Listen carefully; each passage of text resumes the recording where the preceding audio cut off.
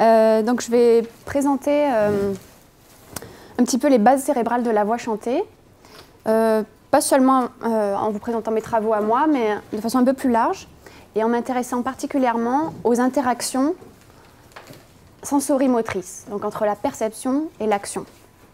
Et puis je finirai sur une note un peu plus légère sur les personnes qui chantent faux et ce que les sciences cognitives ont découvert sur ce sujet ces dernières années.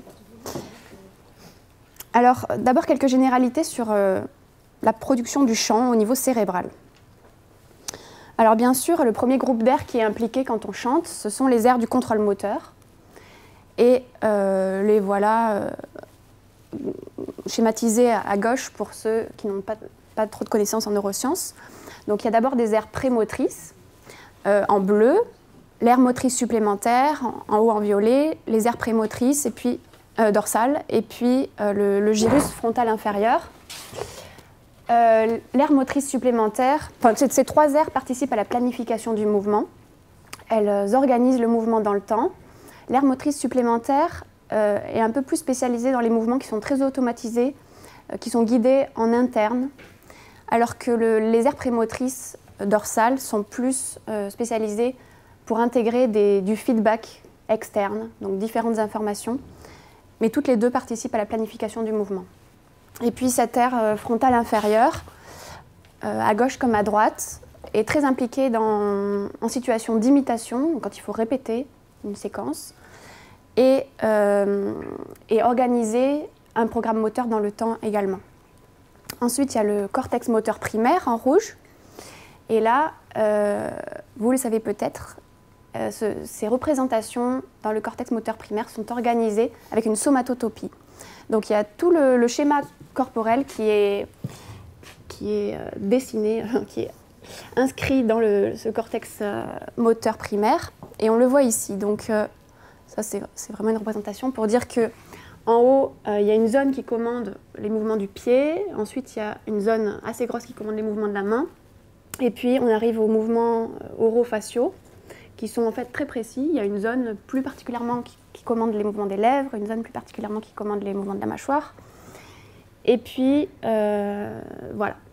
Alors, en 2009, il y a Stephen Brown qui a essayé de savoir s'il y avait une zone qui commandait plus précisément les mouvements du larynx, parce qu'on connaissait depuis très longtemps la zone des lèvres et de la mâchoire et de la langue. Et donc il a demandé à des sujets dans une IRM de faire des coups de glotte, donc bouger aucun articulateur autre que le larynx. Et puis il a trouvé qu'effectivement il y a une zone qui répond spécifiquement au mouvement du larynx. Donc une zone de la commande de la phonation sur cette représentation du corps. Et elle se situe à peu près sur le point orange, là, au-dessus de la représentation des lèvres. Alors il y a la même chose dans le cortex somatosensoriel qui est juste à côté. Une représentation aussi de chaque organe et du larynx également, à peu près à ce niveau-là. Alors le cortex moteur primaire ne fait pas que envoyer des commandes, des ordres moteurs. Ils travaillent en collaboration avec le cortex somatosensoriel et ils orchestrent tous les deux le flux phonatoire avec des informations envoyées, reçues et puis une modulation aussi en lien bien sûr avec les aires prémotrices. Alors chanter, c'est pas seulement envoyer une commande motrice, donc il y a toutes sortes d'autres groupes d'aires qui sont appliqués par la production du chant. Ici, des images d'une étude de Boris Kleber en 2007, où il a demandé à des chanteurs d'opéra de chanter un aria dans un scanner IRM. Et donc on voit les aires motrices, que j'ai décrites ici, mais aussi des aires temporales, qui sont les aires auditives. Et puis, il y a aussi le cervelet qui est impliqué dans la coordination du mouvement. Et puis, il y a aussi des aires sous-corticales. Je n'entrerai pas dans les détails, mais deux aires très importantes dans l'intégration audio-vocale sont le cortex cingulaire antérieur et l'insula. Donc ces deux aires font l'interface entre le cortex moteur et puis les émotions, le système limbique. Et elles sont aussi des aires qui qui reçoivent différents feedbacks, différents inputs, et qui les font remonter jusqu'au système moteur. Donc un système assez complexe, vous le voyez, c'est bilatéral, et en fait c'est très semblable au système de production de la parole. Donc il n'y a pas énormément de différences. Ce qui est intéressant de noter aussi, c'est que ce système il est à peu près constant dans différentes tâches de chant. Donc si on demande de tenir une note isolée, ou de chanter une petite séquence, ou de chanter carrément une chanson complète, on a à peu près toujours le même réseau. Et également, les chanteurs plus experts ont à peu près le même réseau que les chanteurs novices, enfin amateurs, excepté des fois quantitativement, il y a des aires plus activées que d'autres. Mais le réseau, à la base, est quand même le même. Tout à l'heure, on reviendra un petit peu sur cet effet de l'expertise sur le réseau du chant. Alors, qu'est-ce qui se passe quand on perçoit la voix chantée dans le cerveau? D'abord, peut-être certains d'entre vous le savent, il y a des aires qui sont un peu spécialisées dans la voix. On avait commencé à s'en douter quand on a découvert ce syndrome neurologique, la phonoagnosie. C'est des gens qui, après une lésion, ne reconnaissent plus les voix, alors qu'ils sont capables de discriminer tout autre son, des sons environnementaux, naturels, etc. Donc des lésions qui sont suffisamment précises pour abîmer seulement la distinction entre les voix. Et en 2000, Pascal Belin a objectivé qu'effectivement, si on fait écouter des sons de voix, que ce soit de la parole, des sons vocaux non linguistiques comme du rire, un pleur de bébé, etc., eh bien, il y a des aires qui s'activent plus pour les voix que pour tout autre son, environnemental, naturel, mécanique, autre, etc. Et donc ces aires sont sur le sulcus temporal supérieur droit et gauche. Donc c'est là, des deux côtés. Elles sont bilatérales, mais avec une dominance à droite quand même. Il y a aussi une série d'études qui ont montré qu'il y avait une réponse électrophysiologique différente pour les sons de voix par rapport à d'autres sons. Il y a toute une série d'études qui objectivent ça, mais avec des résultats un petit peu contradictoires pour savoir à quel moment, au bout de combien de millisecondes, le cerveau distingue à une réponse particulière pour la voix par rapport à d'autres sons. Et là, il y en a une toute récente dans laquelle une personne de mon labo est impliquée, qui montre que donc c'est des petits sons de 500 millisecondes, et il y a toute une série de sons vocaux non linguistiques divers, comme la toux, le rire, etc., versus des sons, un bruit d'eau, des sons environnementaux, une alarme, etc. Et il montre qu'il y a une réponse supérieure à la voix dans les premières millisecondes, donc entre 70 et 184 millisecondes, il y a déjà une différence dans les potentiels évoqués par les sons de voix par rapport aux sons autres, sons non vocaux. Alors revenons à la perception du chant en lui-même. Donc là, c'est une étude de Annihilation en 2010, où les personnes écoutaient des phrases chantées, mais il y avait aussi des vocalises chantées sur des syllabes. Et on voit que c'est surtout les aires temporales, qui sont les aires auditives, qui sont activées. Donc c'est quelque chose d'assez attendu. C'est à peu près comme pour l'écoute de la parole, de nouveau. Il y a une petite dominance à droite. Et une chose qui m'intéresse, c'est qu'il y a une petite réponse du cortex sensorimoteur des deux côtés également. Donc ça m'intéresse parce que là, les sujets sont totalement passifs. Ils sont en train d'écouter du chant. Et puis leur cortex moteur est activé sans qu'ils aient à envoyer une commande motrice effective. Alors, on va rentrer un petit peu dans cette question des interactions sensorimotrices.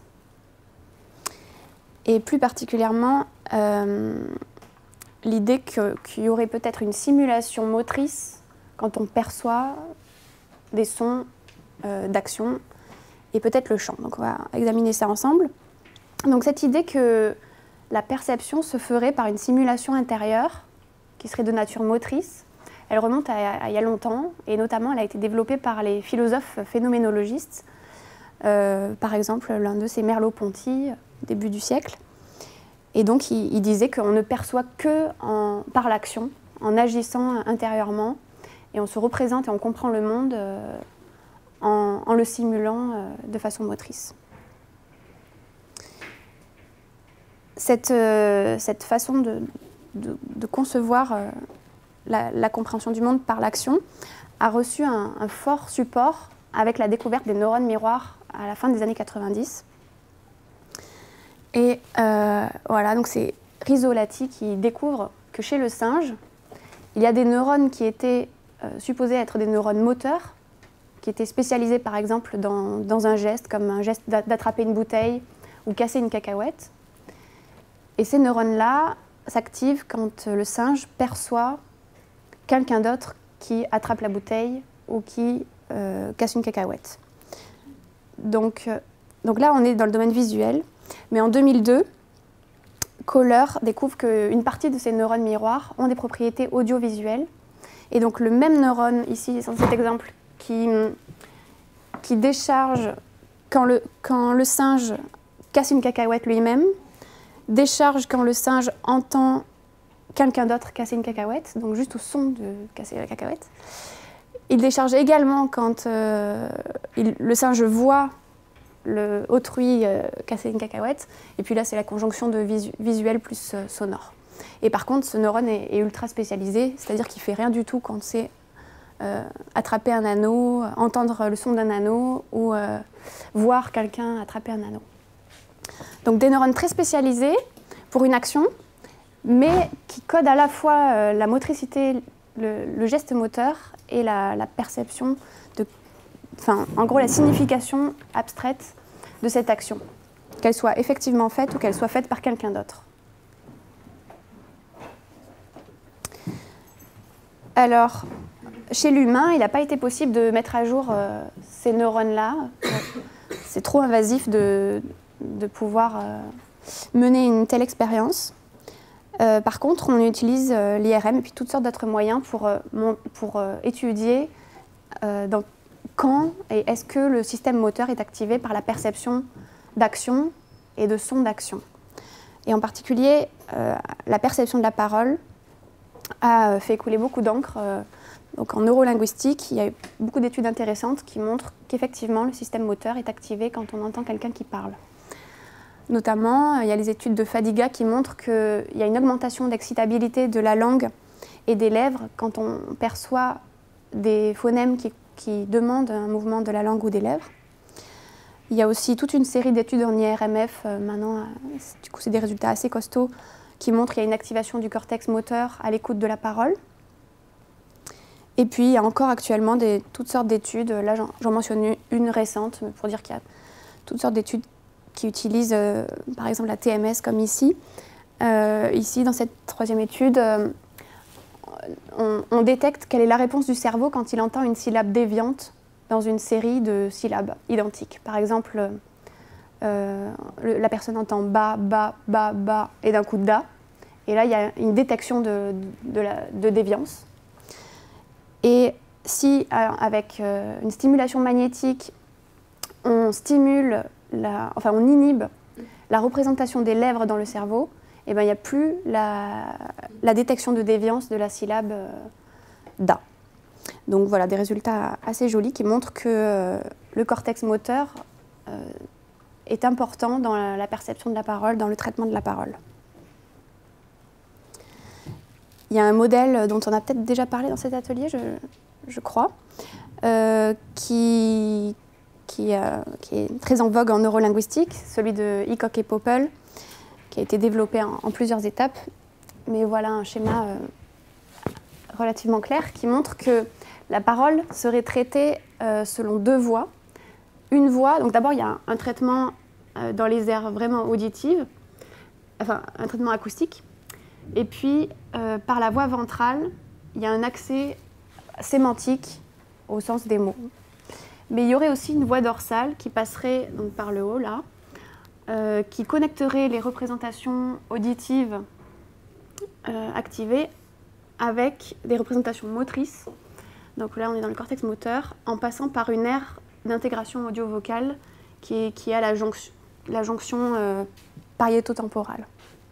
Donc cette voie dorsale connecte des représentations auditives et motrices et ce serait une des voies de traitement de la parole activée dans certains contextes au moins. Alors, comment ça se passe pour la voix chantée? L'hypothèse qui avait poussé mes travaux de thèse, c'était qu'en tant qu'action biologique, la voix chantée, même sans support linguistique, même si on enlève les paroles, pourrait aussi entraîner une réponse motrice du cerveau chez l'auditeur. Donc juste la production de la voix pourrait créer cette activation motrice en perception. Il y avait des résultats qui nous encourageaient dans ce sens. D'abord, une étude qui montrait que le rire active le cortex somatosensoriel droit. Donc, entendre du rire active le cortex somatosensoriel de l'auditeur. Également, entendre des vocalisations émotionnelles active le système moteur de l'auditeur. Et puis, une étude de Chang qui montrait que les réseaux activés par la perception et la production de différents sons du tractus vocal, la toux, des soupirs, etc. Enfin, peut-être pas les soupirs, je ne sais plus s'il y avait dedans. Activer des réseaux avec beaucoup de points communs, notamment le gyrus frontal inférieur et les régions prémotrices. Alors, je vous présente une première étude qu'on a fait dans le cadre de ma thèse avec Daniel Eschen, où on a demandé à des sujets de répéter des mélodies avec un électroencéphalographe sur la tête. Donc, ils devaient écouter 60 mélodies chantées. C'était des petites mélodies de 5 notes, chantées, des enregistrements avec une voix tout à fait naturelle, du même sexe que leur propre voix. Et puis, il y avait des mélodies totalement synthétiques. Vous pouvez écouter ce que ça donne. Et voilà, elles étaient présentées de façon aléatoire. Le sujet écoutait la mélodie, et puis ensuite, il devait chanter à son tour.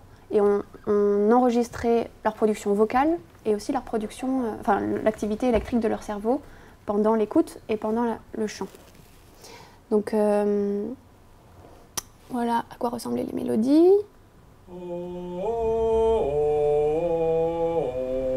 Voilà. Voilà, donc dans les deux cas, on leur demandait de répéter la mélodie après avoir écouté le modèle. Et ce qu'on a regardé dans le signal EEG, c'est les rythmes, l'évolution des rythmes oscillatoires du cerveau en s'appuyant sur ce qui est connu dans la littérature, qui est que quand on prépare et qu'on exécute un mouvement moteur, il y a une activité de population neuronale sensorimotrice qui est supprimée. C'est-à-dire qu'il y a des rythmes oscillatoires de repos des aires du cortex sensorimoteur. Quand le cortex sensorimoteur est au repos, ces rythmes sont élevés, et quand le cortex sensorimoteur est activé, ces rythmes diminuent. Donc on connaît deux de ces rythmes, bêta et mu. Et donc on a regardé dans le temps, donc là c'est assez grossier, c'est 1 point par seconde, dans le temps pendant qu'ils écoutent, puis pendant qu'ils chantent. Ils chantent à partir de la barre verte. Comment évoluer ces rythmes sensorimoteurs, sachant que quand ils sont élevés, ça veut dire que le cortex sensorimoteur est au repos, et quand ils diminuent, le cortex sensorimoteur travaille. Donc là, la courbe rouge indique l'activité de ces rythmes pendant l'écoute des mélodies synthétiques, donc des mélodies non vocales. Et ce qu'on voit, c'est que d'abord, pendant l'écoute du modèle, l'activité du rythme est assez haute, et puis ensuite, ici, il y a une chute qui est due à la préparation motrice, parce que le sujet sait que c'est une tâche d'imitation et qu'il va devoir chanter. Donc il y a une préparation du cortex prémoteur et moteur. Et puis ensuite, le rythme reste relativement supprimé pendant que la personne chante. Et ensuite, il y a quelque chose qui est connu dans la littérature, qui est la présence d'un rebond, donc une remontée de ce rythme, une fois que la production est finie. Donc ça, c'est assez attendu. La présence d'une préparation motrice juste avant, 1 à 2 secondes avant la réelle production motrice. Et donc ce qui nous intéressait, c'était de comparer avec l'écoute des mélodies chantées. Et donc en bleu, ici, l'écoute des mélodies chantées. Et donc on voit une suppression précoce de ce rythme sensorimoteur dès les premières secondes de l'écoute du modèle. Donc la perception d'une voix chantée activée de façon précoce, le cortex sensorimoteur, voilà, dès la phase d'écoute du modèle, bien avant une préparation motrice normale. On a la même chose avec le rythme bêta.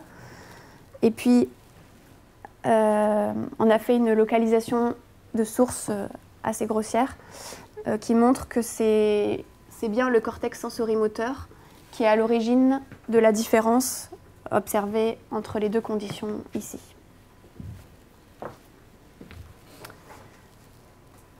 Ensuite, on a eu un résultat intéressant, une corrélation qu'on n'attendait pas forcément. On avait aussi mesuré si les gens chantaient plus ou moins juste dans cette tâche. Et donc on a fait une moyenne de la déviation qui produisait par rapport à chaque intervalle cible. Et donc sur ce graphe, plus les gens chantent faux, plus ils sont vers la droite.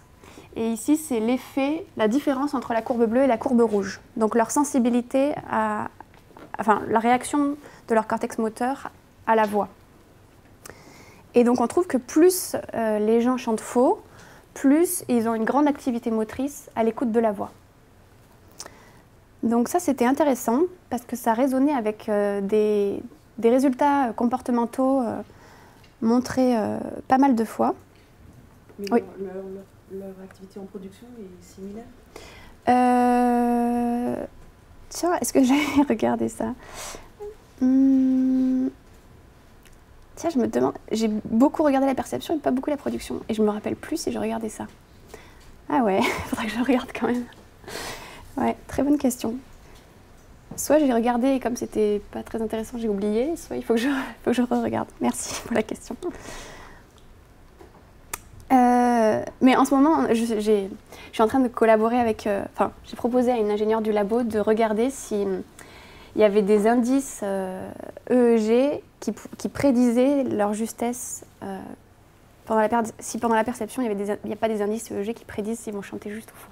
Mais bon, là, ça serait super sympa si ça marche, mais... Oui, ouais, ça serait joli. Ce serait super joli.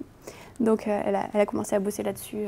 Voilà, là, c'est un peu technique. Enfin, trouver quel marqueur dans le signal EEG pourrait servir à indiquer ça. Bon, c'est pas sûr que ça marche. Donc, ça nous faisait penser, ce résultat nous fait penser à des données comportementales qui ont été répétées maintes fois et qui montrent qu'on chante plus juste avec un modèle vocal plutôt qu'avec un modèle instrumental ou synthétique. Donc si on nous donne une note à répéter, on arrive mieux à faire la tâche si c'est une voix qu'on répète. Et puis moi j'avais reproduit la tâche en séparant des gens qui chantaient faux de gens qui chantaient juste. Et puis cet effet était encore plus fort chez les gens qui chantaient faux. Donc, du coup, ouais. il y a une deuxième question. Ouais. Donc ils ont une plus grande activité à l'écoute de la voix, mais à l'écoute de l'exemple synthétique, l'activité est similaire ?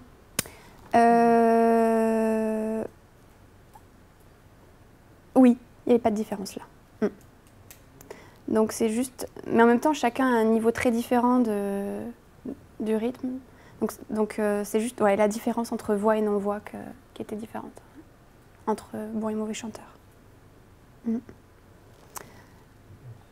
Donc on pourrait interpréter, spéculer que les mauvais chanteurs s'appuient plus sur ce qu'ils peuvent extraire d'indices moteurs dans la voix pour exécuter la tâche qui est difficile pour eux. Alors on va continuer, puis on reviendra un petit peu sur ces réflexions. Juste une question. Ouais. Parce que là, par exemple, l'exemple que vous avez donné de voix, pour moi, il ne chantait pas très juste. Ouais, le modèle. Et j'aurais vraiment eu, pour moi, finalement, le son synthétique m'aurait beaucoup plus aidé. Donc, est-ce que vous avez aussi calculé ça? Parce que là, si l'exemple qu'ils doivent répéter n'est pas... Ouais, il n'était pas parfait, exact. Je repense à il y a 2 semaines, on faisait de la musique, il y a une fille qui voulait nous apprendre une mélodie, elle chantait super faux. Bah, on a tous demandé, les 50 musiciens, qu'elle prenne sa clarinette, et là on arrivait à... Parce qu'elle jouait juste, du coup. Ouais, je vois, ouais. Donc je suis oui. Vous parlez d'une justesse par rapport au centre de la note, ça tournait autour, mais quand même, sur le plan des intervalles et sur c'était entre guillemets juste. Je pense qu'il parle d'un autre type de justesse, pas de celle d'aboutir exactement au centre de la note, comme un musicien peut le demander. Ouais, en fait, c'est vrai qu'on voulait avoir quelque chose de très très naturel, donc on n'a pas corrigé. Donc il reste des variations, des instabilités à l'attaque. Mais effectivement, on verra tout à l'heure, je pense que l'oreille, elle est vraiment capable d'extraire à partir d'un signal assez instable quelle est la fréquence fondamentale moyenne ou même médiane d'un intervalle. Mais il y a peut-être des gens que ça dérange plus que d'autres. Que ce soit pas parfait, ouais. Mais tout à l'heure, on reparlera un tout petit peu de ça, on pourra en discuter ensemble quand on parlera des gens qui chantent faux justement et du coup de la perception de la justesse un petit peu. Alors, une deuxième étude en neuroimagerie, et cette fois-ci, les gens ne devaient pas répéter, mais juste écouter des mélodies dans un scanner IRM.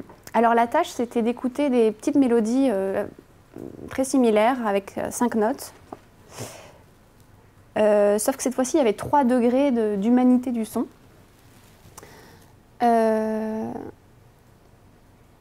Des mélodies vocales, donc les mêmes.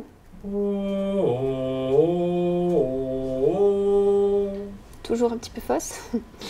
Et des mélodies totalement synthétiques. Et puis un timbre semi-vocal qu'on avait construit en prenant l'enveloppe temporelle des stimuli vocaux. Et puis aussi justement cette variabilité de la fréquence fondamentale, donc ces petites faussetés qui font aussi la voix humaine, et en les appliquant à une sinusoïde. J'ai perdu ma souris. Et donc ça fait ça quand même relativement humain, je trouve. Et c'est là que c'est intéressant de voir que si on enlève cette petite instabilité de fréquence fondamentale et qu'on met des notes toutes droites, ça fait plus du tout humain. Mais c'est radical. Comme quoi, il y a beaucoup d'humanité portée par... Je ne suis pas sûr d'avoir bien compris ce stimuli, comment il est fait. Celui du milieu. Parce qu'en fait, tu récupères quand même la sinusoïde, elle suit le pitch de l'original, ouais. Trame à trame. Ouais, c'est ça. Donc en fait, on a quand même... Il y a beaucoup d'humains. Il y a beaucoup d'humains, ouais. Et l'enveloppe et l'excitation qui est humaine. Ouais. C'est ça. Ouais. Oui, mais il n'y a pas les petites variations Il manque la voice qualité, quoi. De fréquences qui font le naturel, en fait. Non, c'est... Si, il y a au niveau de la fréquence... Dans le deuxième. ah oui, dans le troisième. Bah, dans le deuxième, oui, mais ça fait très humain. Oui, non, mais je veux dire, t'as quasiment tout de l'humain, je veux dire. Ah oui. T'es pas hybride, ce que je veux dire, c'est... Ouais, il y a beaucoup d'humains, ouais. Il y a beaucoup d'humains. Est-ce que vous pouvez redire ce qui est enlevé dans la deuxième?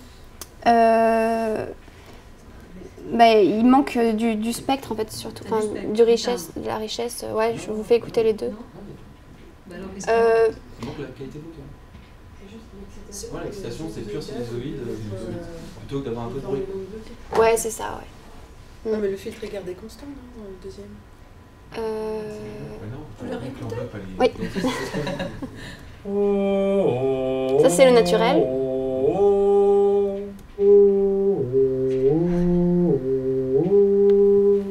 Ça donne l'impression d'être filtré, il y a quelques composantes seulement. Ouais, au final, ouais, on a ajouté tellement de... En fait, au début, on avait mis un peu moins, puis on a fait une pré-étude en demandant à des sujets de coter combien humains étaient les sons. Et puis notre premier essai était trop synthétique et on voulait que ce soit bien entre deux. Et celui-là, il a été coté comme semi-humain, comme on voulait sur l'échelle. Alors, on est parti avec ça. Bon, ce qu'il faut savoir, c'est qu'on est dans une IRM, donc c'est tout couvert par du bruit. Donc je crois que les petites finesses de nos sons, ils sont passés à la trappe. Et du coup, les gens voient la différence. Enfin, justement, s'il y a du bruit, ils arrivaient à percevoir la différence encore? Est-ce que c'était une voix humaine ou pas?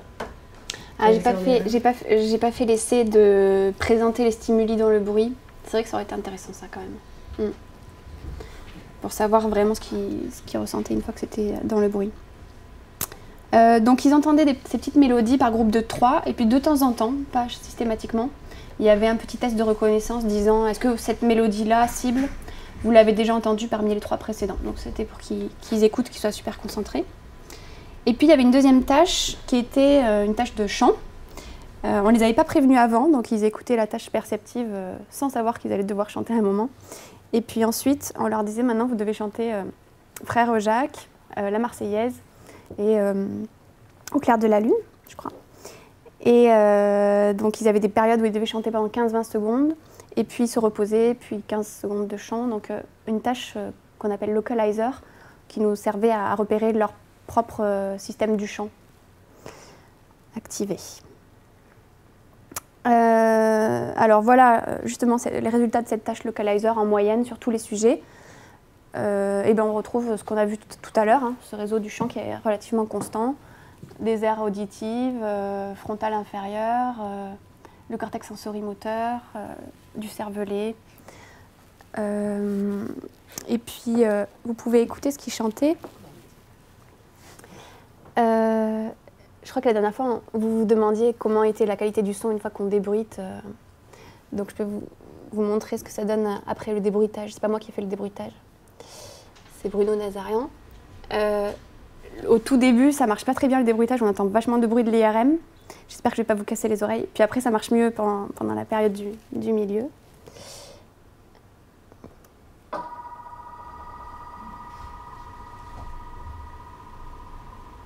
Donc ça, c'est les restes de bruit. Ça arrive ou...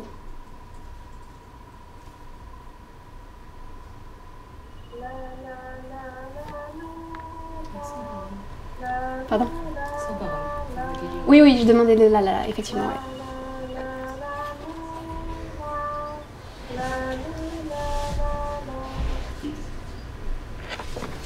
Je peux vous faire écouter la Marseillaise parce que j'entends aussi.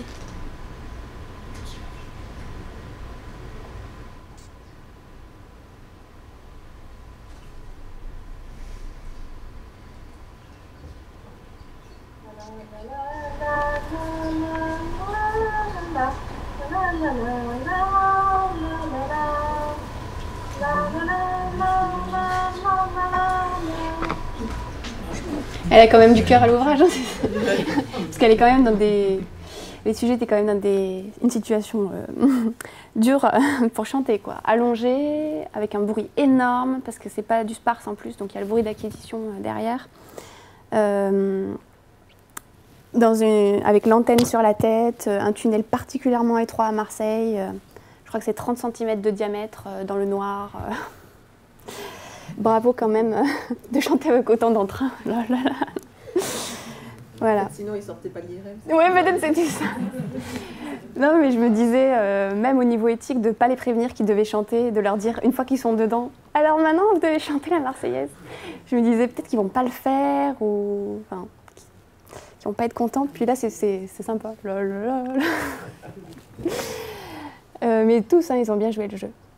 Donc au début, il y avait une amorce, il y avait le titre qui apparaissait de la chanson, et puis une petite amorce des premières notes de la chanson. Parce que chez les gens qui chantent faux, il y a des gens qui ont du mal à retrouver les airs, donc c'était pour leur rappeler quel était l'air de la chanson au cas où. Et je vous montre un sujet qui a eu vraiment du mal, qui chantait bien faux. Et ils étaient tenus de commencer sur la même hauteur ou pas? On leur disait, vous allez avoir les premières notes vont vous être jouées, et après c'est à vous de chanter. En fait, on n'a pas fait d'analyse acoustique poussée là-dessus. J'ai fait écouter un petit jury d'écoute, mais... Oui, si, j'avais quand même donné l'amorce au jury d'écoute. Mais je leur ai demandé de coter de façon globale. Bon, il n'y a pas eu d'analyse très poussée. En fait, quand même malgré le débruitage, ça reste pas super à analyser. Ouais, c'est juste pour savoir sur quelle note ils avaient commencé. Ouais. Si la majorité avait pris en effet ce qu'ils avaient entendu, ou ils avaient pris ce qui les arrangeait par rapport à leur registre. Ouais, j'avoue que j'ai pas trop... J'ai laissé le petit jury d'écoute se faire leur avis. Hein. Alors, voilà une petite amorce de quelques notes pour Frère Jacques. Et puis un sujet qui manifestement a eu du mal à retrouver la chanson.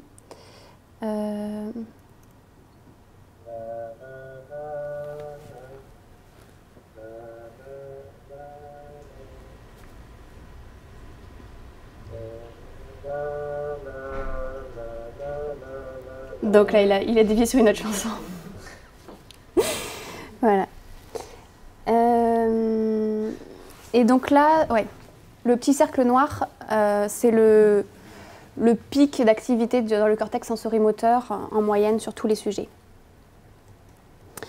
Alors, qu'est-ce qui se passe pendant la perception des mélodies? C'était surtout ça qui nous intéresse. On voit évidemment que ce sont les aires temporales, auditives qui sont très activées, à la fois pendant l'écoute des mélodies vocales, semi-vocales et non vocales.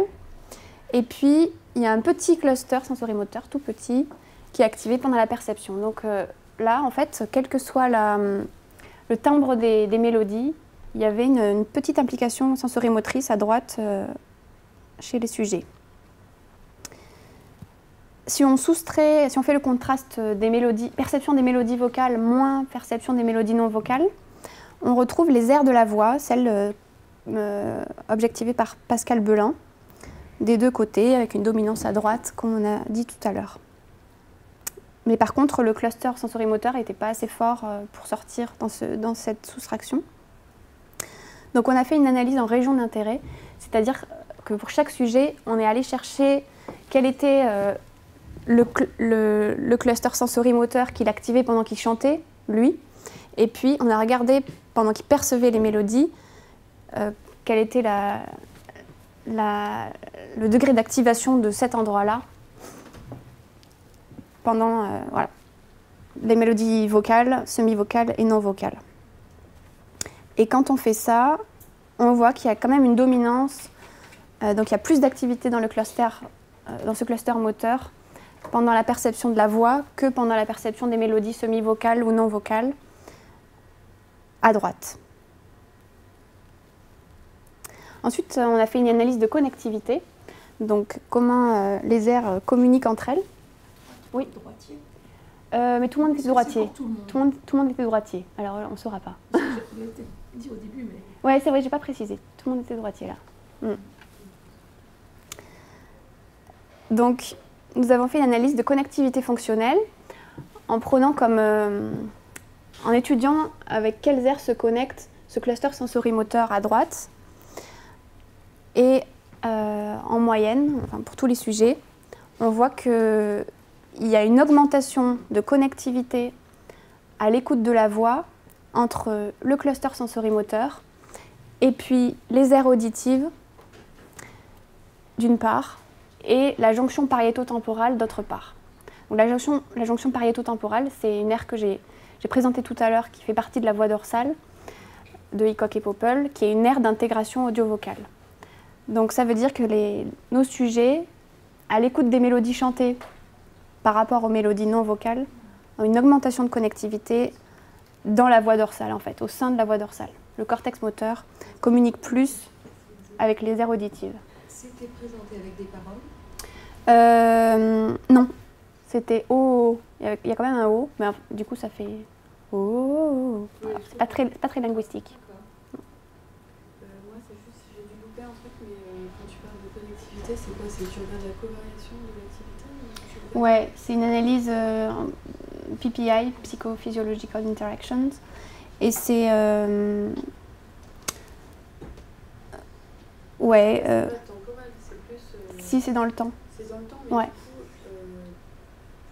coup, donc c'est quoi? Tu as les signaux de variation de l'activité au cours du temps et tu regardes en gros la corrélation entre les. Ouais, c'est ça. Et quelle est la variabilité induite par notre variable d'intérêt, qui est l'aspect vocal de la voix, dans cette évolution dans le temps. Ouais. Juste dans l'analyse différentielle, là, juste le slide d'avant, tu retrouves les activités de la voix, c'est ça? Ah. Ouais, voilà. Et là, du coup, c'était le stimuli 1 versus 3. Ah oui, c'est 1 versus 3. C'est ça? Ouais. Et du coup, 1 versus 2, 2 versus 3. J'ai un peu oublié. Ouais, non, c'est pas grave, c'est juste... Ouais, faudra à quel point on est Je me demandais à quel point on était dépendant de la qualité de voix. Ouais. C'est ça qui diffère. Ouais, c'est vrai. Oui, c'est vrai. Faudrait que je regarde les données. Je les ai plus touchées depuis un moment. Mais c'est vrai que c'est... Oui. Est-ce que, par exemple, les aires de la voix étaient quand même activées dans le contraste semi-voix ou non-voix? J'avoue, j'ai plus en tête, là. Et j'ai aussi une question. Pour tout ce qui est, justement, aires motrices, est-ce qu'on sait, justement, pour tout ce qui est voix, est-ce que c'était plutôt des aires orofaciales? Et est-ce que pour non-voix, ça serait plutôt des aires gestes, enfin, justement, les aires motrices des mains, par exemple? Ça serait donc, par exemple, je ne sais pas si c'était des musiciens, non-musiciens, non-musiciens, là. Mais même certains, enfin, même si je me rappelle bien, les études que j'ai lues, même des non-musiciens, par exemple, s'ils entendent un air de piano, ils peuvent avoir donc des aires motrices, par exemple, des mains qui vont s'activer. Et pas du tout, donc, orofacial. Est-ce que là, c'est... Vous savez? Là, on avait fait exprès de ne pas prendre un son non vocal, instrumental. Ouais. Donc ça évoque aucun instrument, en fait, notre timbre. Oui, mais ça peut être le synthétiseur, à la limite. Hein. Ouais. Donc à ce moment-là, justement, est-ce que les gens, les aires motrices, est-ce que vous avez vu une différence entre quelles aires motrices étaient activées, si c'était voix? Ouais, non, en fait, si on revient à ça, c'est un petit peu en dessous de l'air de la main. Donc c'est pas vraiment l'air de la main. Okay.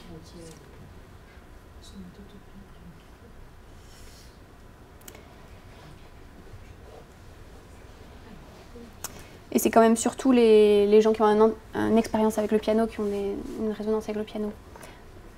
J'ai pas en tête si ça a déjà été fait vraiment avec des non-musiciens. En tout cas, il y a des études avant-après entraînement au piano et une activité motrice plus forte après entraînement. Donc il y a un effet d'expertise très très fort. Donc pour résumer les résultats de ces deux études de neuroimagerie, la première en EEG a montré une évolution de l'activité sensorimotrice au cours d'une tâche de répétition vocale non linguistique. Et donc on a trouvé des activations motrices précoces pendant l'écoute d'une voix comparée à un son non vocal, et particulièrement chez les personnes pour qui la tâche était difficile, donc ceux qui chantaient plus faux. Et puis dans l'étude en IRMF, on a des activations motrices et une connectivité audiomotrice qui sont augmentées quand c'est une voix par rapport à un son non vocal. Alors si on essaye de modéliser un peu plus finement, on peut s'appuyer sur les modèles du contrôle moteur pour savoir ce qui se passe comme interaction entre production et perception. Donc là c'est un modèle simple présenté par Hickok concernant la parole, la production de la parole. Et donc, il y a une commande motrice pour parler qui est envoyée, un effecteur moteur qui exécute cette commande. Ça fait un changement d'état corporel, des articulateurs, etc. Donc, ça produit des conséquences sensorielles qui sont envoyées, mesurées, et réintégrées dans le système pour qu'il y ait une évaluation de ce qui a été fait. Mais en même temps, pendant la commande motrice, il y a aussi un modèle forward qui est créé, et ce modèle prédit les conséquences sensorielles de cette action, de ce programme, telle qu'elle devrait apparaître si le programme est exécuté. Et donc ce modèle prédit des conséquences sensorielles de l'action, et il y a une comparaison entre les conséquences sensorielles réellement mesurées et puis les conséquences sensorielles de l'action prédite. Et éventuellement une correction du mouvement s'il y a un écart entre la prédiction et la réalisation. Récemment, il y a Peter Pfordreicher qui travaille sur la justesse dans le chant, la production du chant, qui a proposé d'appliquer un tel modèle à la situation de chanter une note, répéter une note. Et donc il a proposé un premier modèle très simple. Mais j'ai poussé un petit peu cette idée dans la situation d'imitation vocale, répéter une note. Si vous voulez, on va le faire, on va se mettre dans cette situation. Je chante une note et vous répétez la même note que moi. Oh.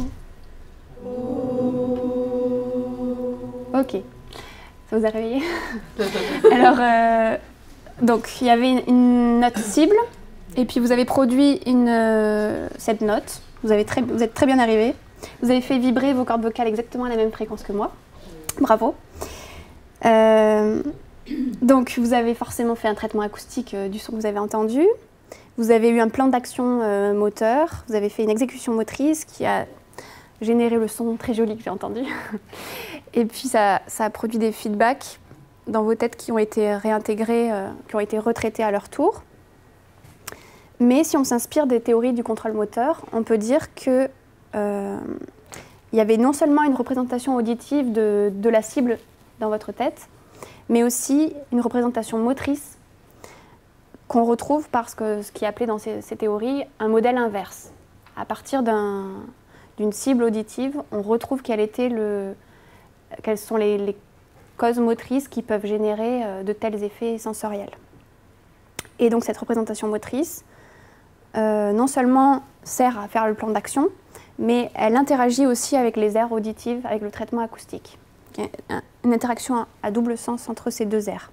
Enfin, tout ça, c'est des hypothèses. Hein. C'est un modèle qu'il faudra encore tester par la suite. Et puis, il y a cette idée de forward model aussi qui vient des théories du contrôle moteur, celle dont je viens de parler. Donc, à partir du plan d'action, il y a une prédiction de ce que va produire le plan d'action au niveau sensoriel s'il est exécuté.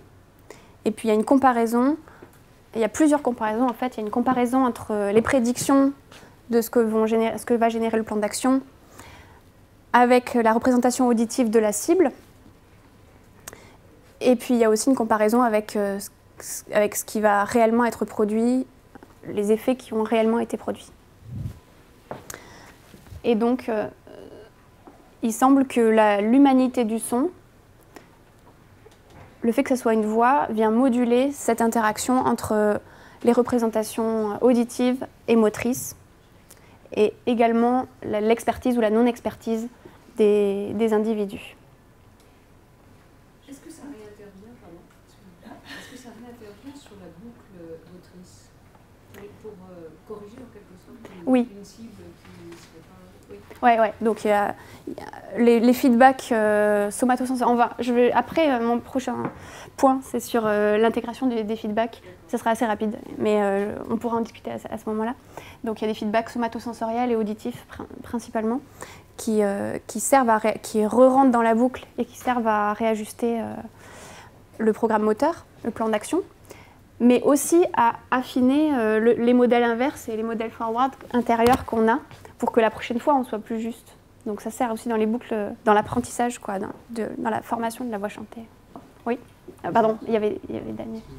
Oui, je voulais dire qu'il manque peut-être à l'entrée, dans le son humain, les deux parties, est-ce un homme, une femme?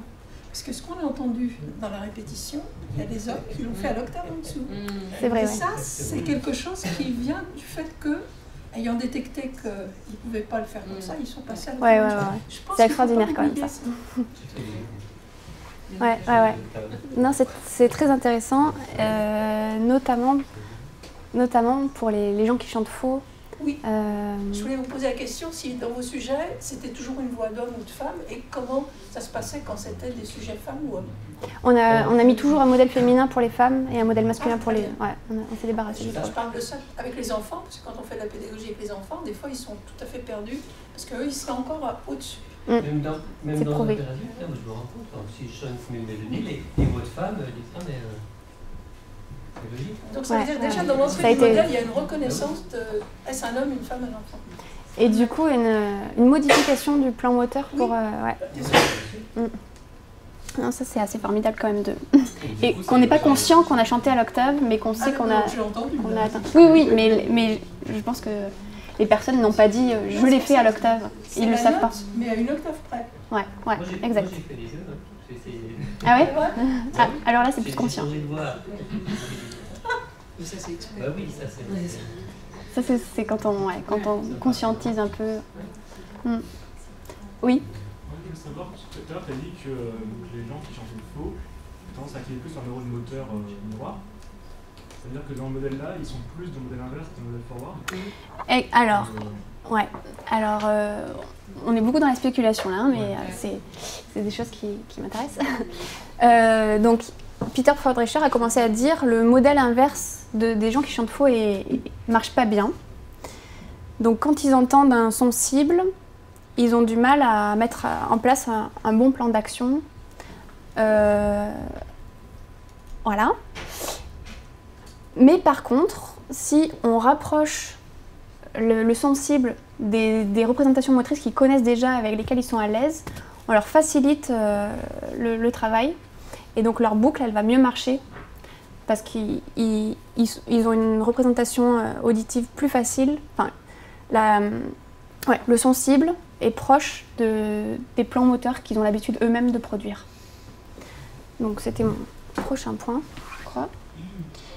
Donc voilà, c'est une implication de ce modèle. Ça reste relativement spéculatif, bien qu'on a montré qu'effectivement la voix améliore la justesse de la répétition.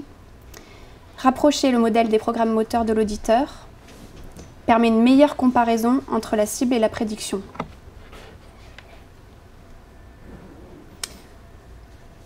Et d'ailleurs, il y a d'autres études, même quand on n'est pas dans un cadre d'imitation vocale, il y a d'autres études qui montrent que la voix procure un avantage de traitement cérébral.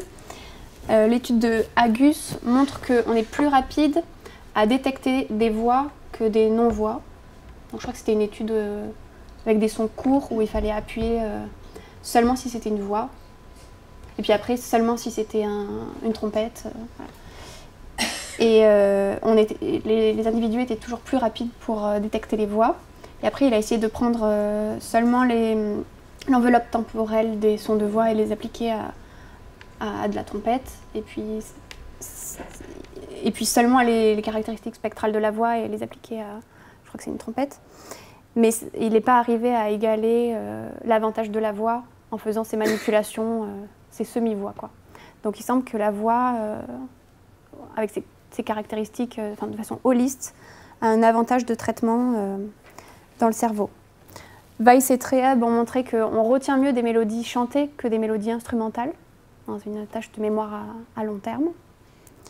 Et puis Tillman et collègues ont montré que chez des amusiques, les amusiques arrivaient à avoir une meilleure discrimination fréquentielle quand les mélodies à discriminer étaient avec un support syllabe. Donc quand il y avait une voix, que quand c'était juste des notes. Donc la tâche, c'était de détecter une fausse note. Donc il y avait 5 sons, et puis on leur demandait est-ce que le 4e est différent des autres ou pas. Et puis c'était des différences assez subtiles, par exemple un 8e de ton qui variait. Et normalement, un 8e de ton, ils l'entendent pas bien, ils l'entendent pas. Et si on mettait un support syllabe, ils avaient une meilleure discrimination fréquentielle. Donc il semble que la voix améliore le traitement de façon assez globale. Ensuite, il y a plusieurs études qui montrent qu'on est beaucoup plus juste quand on s'auto-imite. Donc si on nous donne notre propre voix en modèle, on est très très bon, on est très très juste à la reproduire, à chanter après. Il y a plusieurs études dans ce sens. Une récente, c'est Hutchins et Peretz. Et puis Grano et collègues ont montré qu'un modèle en direct, live, une vraie personne en face de soi, c'est mieux qu'un enregistrement pour être juste. Est-ce que c'est parce que justement il le... Donc là, il y a aussi un input visuel, ouais, voilà, mais qui est probablement moteur aussi, enfin qui donne des indices moteurs aussi. Ouais. Donc là, il y a de l'audiovisuel, c'est clair. Ouais. Et pour l'auto-imitation, est-ce que c'est aussi avantageux si c'est nous qui chantons, mais pas ce qu'on a chanté nous, si c'est notre voix, mais manipulée en fait. Donc c'est pas quelque chose qu'on a produit un jour, mais c'est quand même notre voix. Je crois que oui. Hein. Il me semble qu'ils ont modifié, je sais pas à quel point ils l'ont manipulé, parce qu'en manipulant, on peut aussi briser des cinétiques, des informations cinétiques. Mais ça dépend de la manipulation, quoi, ouais. Non, je crois qu'il y a déjà eu des manipulations faites et que ça les fait rester. Ouais. Faudrait que je vérifie plus précisément. J'avais une dernière question. Oui. Est-ce que le temps que vous donnez pour la répétition après modèle est imposée parce que ça fait évidemment changer la modélisation de la mémoire, de la mémorisation. Est-ce que vous avez plus ou moins élargi le temps pour connaître les implications mnésiques de la réception et de la production? Non, moi je ne me suis jamais intéressée à ça, mais c'est intéressant. Et je n'ai pas lu grand-chose là-dessus, excepté que là, dans mon postdoc actuel, donc maintenant je travaille plus sur la mémoire du pitch, enfin des mélodies, des notes. Et ouais, mes collaborateurs se sont intéressés à, quand on compare deux séquences, quand on les éloigne, qu'est-ce qui se passe? Est-ce qu'on est meilleur quand elles sont très très proches ou moyennement proches ou très très loin? Donc là, il y a des expériences qui sont faites sur ça, mais c'est pas de la voix, c'est traitement du pitch, de notes. Donc sur la voix, et sur le contexte d'imitation en particulier, je connais rien. Alors, quelques études récentes sur l'intégration du feedback en production de la voix chantée. Donc là, ça concerne plus des experts. Moi, je n'ai pas travaillé là-dessus, donc je vais vous rapporter simplement des études très récentes, mais qui me semblent très intéressantes sur cette question. Donc là, jusque-là, on a surtout parlé de comment le cortex moteur intervient pendant la perception de la voix chantée. Et maintenant, on va plutôt s'intéresser à comment les feedbacks interviennent pendant la production. Donc plutôt le lien entre de perception à production. Alors, il y a une étude de Boris Kleber qui montre que chez des chanteurs entraînés, si on les compare avec des chanteurs amateurs totalement novices, il y a un recrutement plus fort de leur cortex somatosensoriel que chez les novices. Donc, ils utilisent plus ou mieux leur retour proprioceptif pour chanter avec l'entraînement. Et ensuite, tout récemment, la même équipe a fait une anesthésie des cordes vocales de chanteurs experts ou novices, amateurs. Et de nouveau, ils les ont mis dans l'IRM. Et là, ils ont trouvé, d'abord au niveau comportemental, que les... Alors, est-ce que c'est le comportement? Non. Ils ont trouvé que les chanteurs experts étaient moins dérangés que les chanteurs novices par le fait de ne plus avoir leur retour proprioceptif des cordes vocales. Mais qu'au niveau cérébral, ces chanteurs experts avaient une activation moindre de l'insula et même du réseau du chant en général. Mais surtout l'insula droite, qui, je l'avais dit tout à l'heure, est une aire qui intègre les feedbacks en particulier et qui fait le lien entre motricité, émotion, enfin c'est une aire d'intégration multimodale. Cette aire était désengagée chez les chanteurs experts, alors que leur comportement est meilleur. Donc il semble que les chanteurs experts s'appuient plus sur leur retour proprioceptif que les novices en situation normale, mais s'il y a une perturbation, ils désengagent l'aire qui est normalement impliquée dans cette intégration proprioceptive et ils compensent de cette façon. Et les auteurs mentionnent que les chanteurs experts ont probablement un meilleur forward model, donc ils ont moins besoin de s'appuyer sur le feedback pour ajuster leur boucle, parce qu'ils ont des bonnes prédictions en interne, donc la boucle marche même sans feedback proprioceptif. Juste pour revenir sur le point précédent, ce que ça veut dire, c'est que quand ils ont plus ce feedback proprioceptif, ou quand il est amoindri, ils le court-circuitent. Les aires d'intégration, ouais. Ils s'appuient plus là-dessus, ils jettent la béquille, c'est ça? Ouais, c'est ça. Moi, j'interprète comme ça, ouais. Est-ce qu'il y a du timing, parce que je sais pas, je suis assez naïf là-dessus, mais de ce que j'en comprenais, il y avait cette histoire de l'intégration du feedback, elle est lente. C'est pour ça qu'on a des copies déférences un peu pour commencer à se... Ouais, c'est ça. Ouais. Pour anticiper, parce que si on devait attendre notre retour nos feedbacks auditifs et proprioceptifs, on serait lent à corriger nos... J'imagine dans l'IRM, c'est difficile à voir vu la résolution temporelle qu'on a. Mais qu'est-ce qui se passe si on place quelqu'un en situation de feedback perturbé et je sais pas, rien qu'on regarde, varier un niveau de bruit sans forcément aller jusqu'à l'anesthésie, mais juste par exemple si on prend le feedback auditif. Est-ce qu'il y a des choses qui ont été faites sur la dynamique de ce truc-là? Parce que je me dis que le chant c'est bien parce que la parole ça va vite. Ouais, tout à fait. Non, le chant ça présente vraiment un intérêt pour étudier cette boucle audio-vocale parce que du coup, dans le temps. Tout le monde, novice ou pas, et au premier millisecondes après la perturbation, qu'est-ce qui se passe parce que non, je crois que moi j'en connais pas et je pense qu'il n'y en a pas. Et vous voyez, c'est tout récent ces travaux, hein, c'est 2010-2013, enfin des travaux sur l'intégration neuroimagerie de l'intégration des feedbacks, c'est tout récent et j'en connais pas. Mais c'est vrai que ce serait intéressant de faire ça en EEG ou MEG. Le problème c'est que, par exemple l'insula, enfin ces aires un peu profondes d'intégration audio-vocale, elles sont pas bien suivables, enfin on ne retrouve pas bien leur activité en EEG ou MEG. Donc les techniques qui ont une bonne résolution temporelle, elles accèdent pas trop à ces aires. Enfin peut-être la MEG, ça pourrait passer.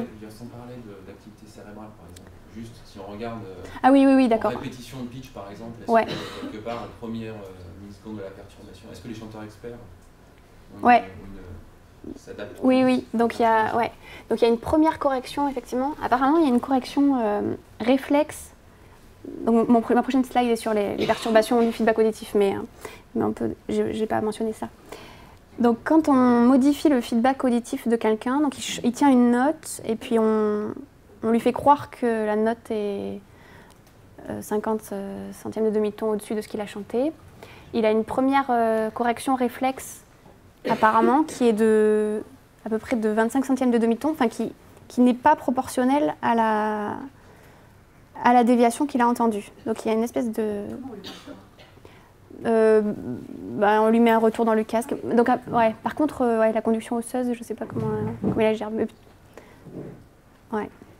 On déforme par un casque ce qu'il reçoit. Donc il y a une première correction super rapide dans les premières millisecondes automatique de réajustement qui n'est apparemment pas proportionnelle à la déviation entendue. Et après... 150 millisecondes ou quelque chose comme ça, je crois, plus tard, il y a une vraie correction pour ceux qui savent corriger. Donc les mauvais chanteurs, ils l'ont pas. Mais ceux pour qui ça marche bien, ajustent, compensent, modifient leur... Donc ça, si j'ai bien compris, dans ton modèle, ce serait vraiment le moment où tu compares ta simulation mentale et ton feedback. Ouais. Et ça c'est tardif. Ouais, voilà. Juste encore, c'est significatif là la différence pour les chanteurs et les non-chanteurs entre l'anesthésie et puis... Ouais, à droite seulement, je crois. Oui, non mais à gauche justement. Ah ouais. Oui, c'est vrai qu'elle est plus creusée à gauche là. Alors, chanteur et non-chanteur... je sais pas mais c'est un bon papier, alors ça va être significatif. Non, je crois que c'est dans Journal of Neuroscience ou un truc comme ça. Enfin, c'est un bon journal, c'est un gros papier, quoi. Et leur point, c'est vraiment que tout le réseau du chant est moins activé chez les chanteurs, et en particulier l'insula à droite. Mais effectivement, ils n'ont pas mis de petite étoile, alors je sais pas.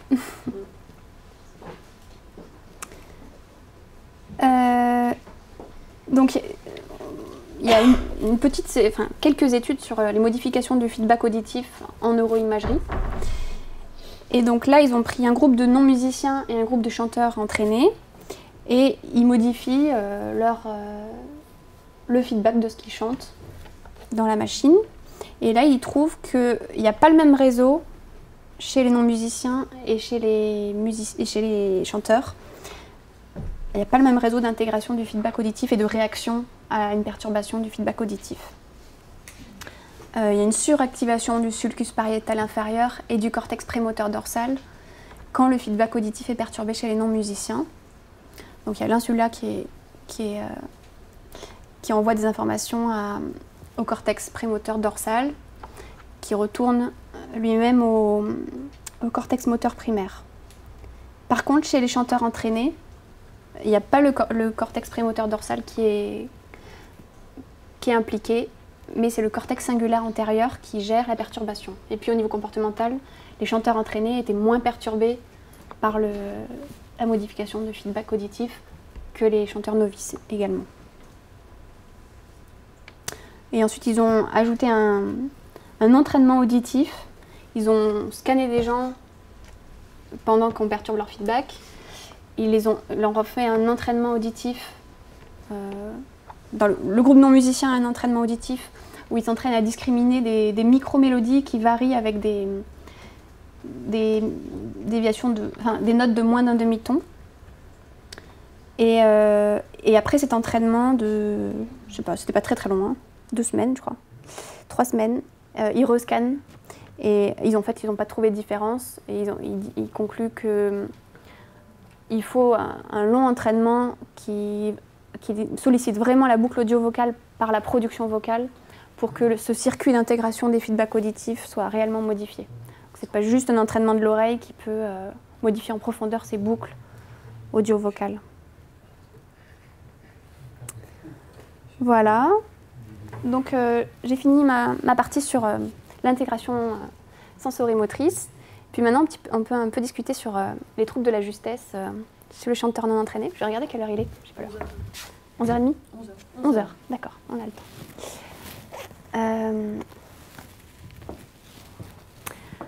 Alors là, comme vous avez différentes expertises que je n'ai pas, on peut discuter ensemble sur ce que c'est de chanter faux chez une personne qui n'a pas été entraînée, donc chez le tout venant, quoi.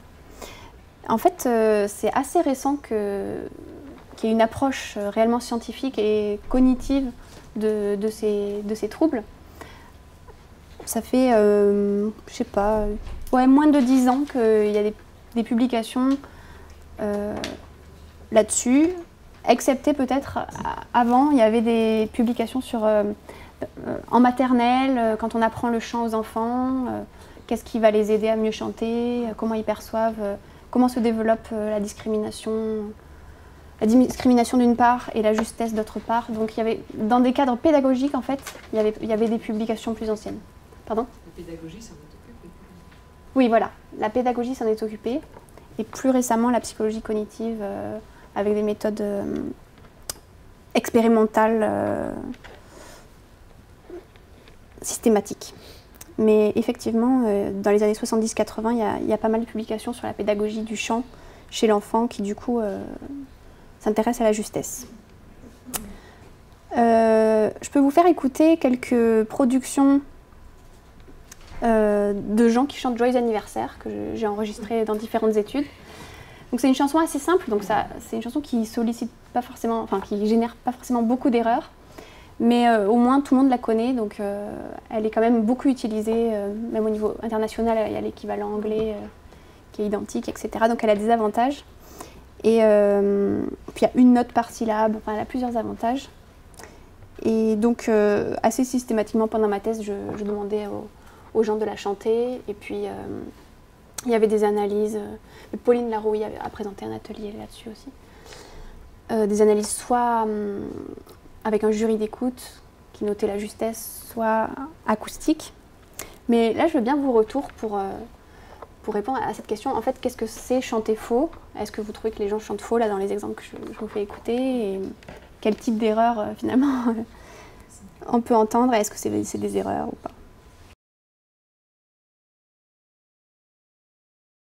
Donc là, juste chez le tout venant, donc il y a un papier assez connu de Simone Dalla Bella en 2007. Donc c'est l'étude où ils ont enregistré les gens dans le parc.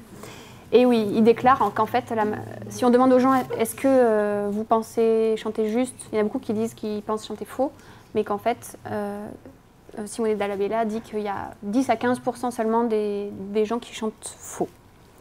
Donc en fait, chanter juste, c'est quand même super répandu. Pour chanter une chanson populaire, c'est la portée de tout le monde.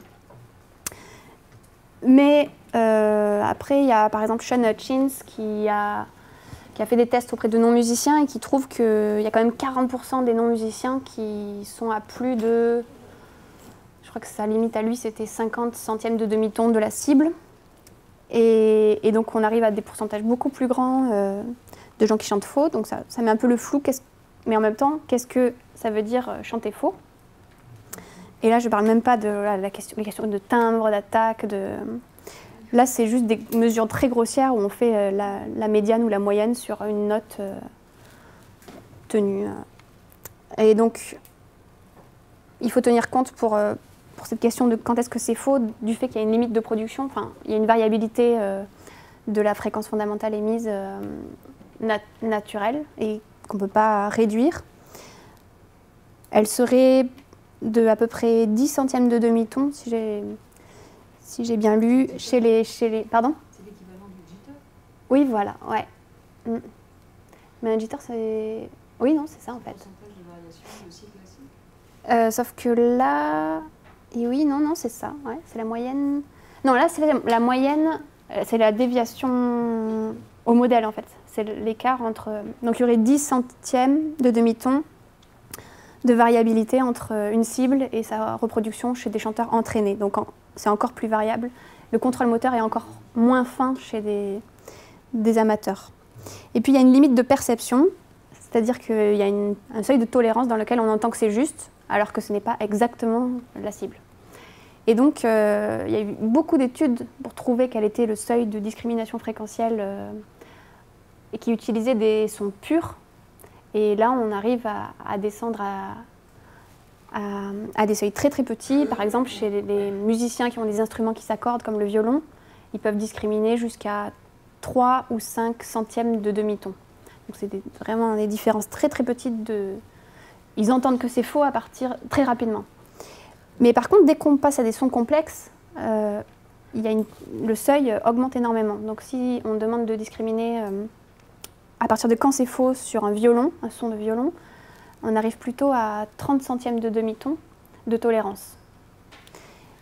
Et avec la voix, en fait, c'est ce qui a été appelé le Vocal Generosity Effect. Il y a une énorme tolérance à la fausseté. Et ça, c'est assez récent. Ça a été montré que jusqu'à 60 centièmes de demi-ton, on entend encore que c'est... Personne ne pense qu'Edith Piaf chante faux. Si. Cependant, elle chante faux. Tout le temps, presque tout le temps. Bon, il y a un rôle du contexte. Ouais. On va. J'aurais une question justement. Il y a un rôle du contexte, c'est super complexe, mais... Selon les musiques traditionnelles de nos pays, donc par exemple les musiques traditionnelles turques, il y a pas mal de quarts de ton. Moi, je sais que j'avais travaillé, j'avais été dans un groupe de musique turque et j'ai mis au moins 6 mois à entendre ce quart de ton. Et donc, est-ce qu'il y a eu des études justement qui analysent un petit peu cette différence chez des musiciens professionnels de chacun des pays et voir quelle est leur discrimination, leur capacité. Selon le style, ouais. Selon, parce que si on a été élevé plutôt avec des musiques, moi j'ai fait le conservatoire classique en France, et si on a plutôt entendu des musiques traditionnelles de Turquie. Ouais, alors moi c'est pas du tout mon domaine. Ou d'instruments. Là, moi je parlais d'instruments, parce qu'on parlait du violon. C'est pas du tout pareil, parce que justement le violon, on peut avoir une stabilité assez nette, claire, donc s'il y a une déviation, on l'aperçoit vite. La voix, même une voix dite stable, elle bouge, parce que c'est vivant. On ne peut pas faire un son droit, ou alors c'est de la synthèse. C'est comme ça qu'on discrimine. Donc c'est normal qu'on ait une tolérance plus grande, parce que l'instabilité vocale est 2 fois, 3 fois plus grande, 4 fois plus grande que le violon, la flûte, quand ils font pas de vibrato. Quand ils font un son droit, il est stable, pas la voix. Si je fais ça, ça bouge pas, mais si on met un capteur, vous verrez un effet comme ça. Donc il faut toujours savoir si on parle d'un son droit, son vibrato, si c'est un son vocal ou un son instrumental. Mais là, je parlais instrumental et je demandais donc pour le violon, est-ce que des musiciens qui ont une formation... Sans vibrato ou avec vibrato? Sans vibrato. Est-ce qu'il y a justement eu des études là-dessus sur justement la perception, notamment du quart de ton, selon les pays? Moi, je connais pas. Okay. Désolée. Alors, les symptômes qui ont été mis à jour dans les études qui ont fait des analyses acoustiques des personnes qui chantaient faux ont montré que chanter faux, ça veut dire avoir une déviation par rapport à une cible, faire des transpositions, donc déplacer toute une phrase musicale comme on a vu tout à l'heure. Ils ont décrit aussi les compressions des intervalles. Donc, il y a plutôt les erreurs avec les intervalles, c'est plutôt dans le sens de les réduire. Comme tout à l'heure, la personne qui finalement a chanté Joyeux anniversaire en restant tout le temps dans sa zone de confort, dans une zone de peut-être 5 tons. Il y a aussi une imprécision, donc si on leur demande de répéter plusieurs fois, de faire plusieurs fois une tâche de pitch matching, Ils vont chaque fois taper à un endroit différent. Et puis, il y a une dimension de mémoire aussi. Alors, à quoi c'est dû, ces troubles de la justesse?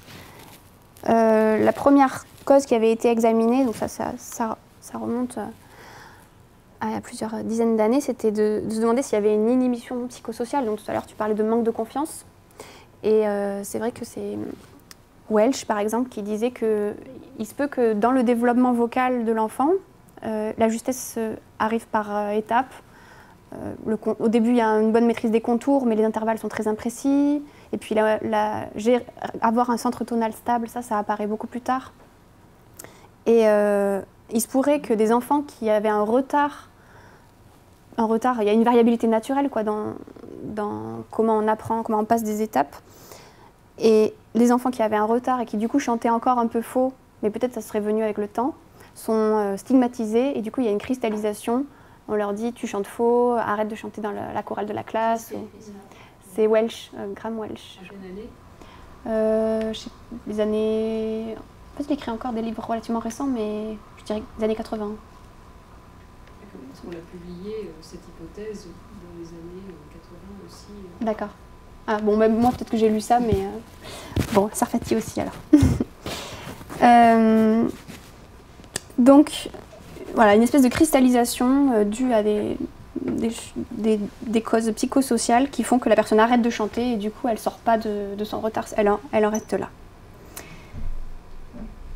Mais il n'y a pas que ça. Et très récemment, il y a Hutchins et Peretz qui ont fait une expérience très intéressante en utilisant un slider.